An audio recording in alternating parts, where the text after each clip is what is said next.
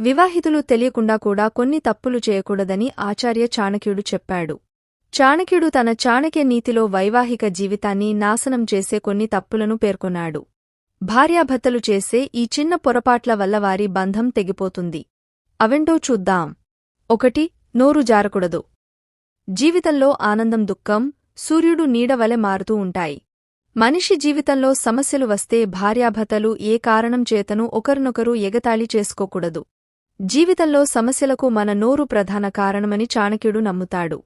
మీ జీవితంలోని చిన్న చిన్న విషయాలను విస్మరించడం నేర్చుకోండి. ఇలా చేయకపోతే మీ వైవాహిక జీవితం త్వరలో విచ్ఛిన్నమయ్యే అవకాశముంది. 2. మాట్లాడుకోవడం మానొద్దు. వైవాహిక జీవితంలో ఎన్ని సమస్యలు వచ్చినా ఇద్దరూ ఒకరితో ఒకరు మాట్లాడుకోవడం మానుకోకూడదు. భార్యాభర్తల మధ్య చిన్న చిన్న గొడవలు తప్పవు. కాని దానికోసం ఒకరితో ఒకరు మాట్లాడుకోవడం మానేయకండి. లేదంటే చిన్న తగాదా పెద్దదిగా మారుతుంది. 3. పరస్పర గౌరవం. భార్యాభర్తలిద్దరూ అన్ని పనుల్లో పరస్పరం సహకరించుకోవాలి. చాలామంది ఇంటిపని ఆడవాళ్లకే అనుకుంటూ అన్ని పనులు వాళ్లకే వదిలేస్తారు. ఇది మొదట్లో బాగానే అనిపించినా కాలక్రమేణా గొడవకు దారితీస్తుంది.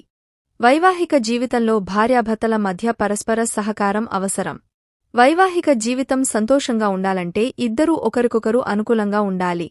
4. డబ్బుపై అవగాహన. సరైన జీవితాన్ని గడపడానికి డబ్బు చాలా అవసరం.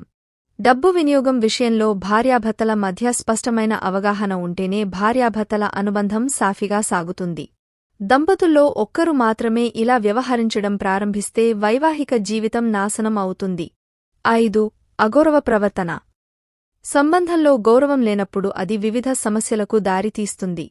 చాణక్య నీతి ప్రకారం జంటలు తప్పనిసరిగా ఈ తప్పును నివారించాలి. వైవాహిక సంబంధంలో పురుషుడు లేదా స్త్రీ అగౌరవంగా ప్రవర్తిస్తే అది త్వరగా వారి వివాహంలో శాశ్వతంగా విడిపోవడానికి దారితీస్తుంది. 6. కోపంతో సమస్యలు. కోపం అనేది భార్యాభర్తల సంబంధాన్ని విధ్వంసం అంచుకు తీసుకురాగల చెడు భావోద్వేగం.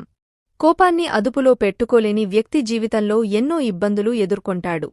చాణక్య నీతి ప్రకారం స్త్రీ అయినా పురుషులైనా కోపం వచ్చినప్పుడు తనను తాను నియంత్రించుకుని ప్రశాంతంగా సమస్యను ఎదుర్కోవాలి.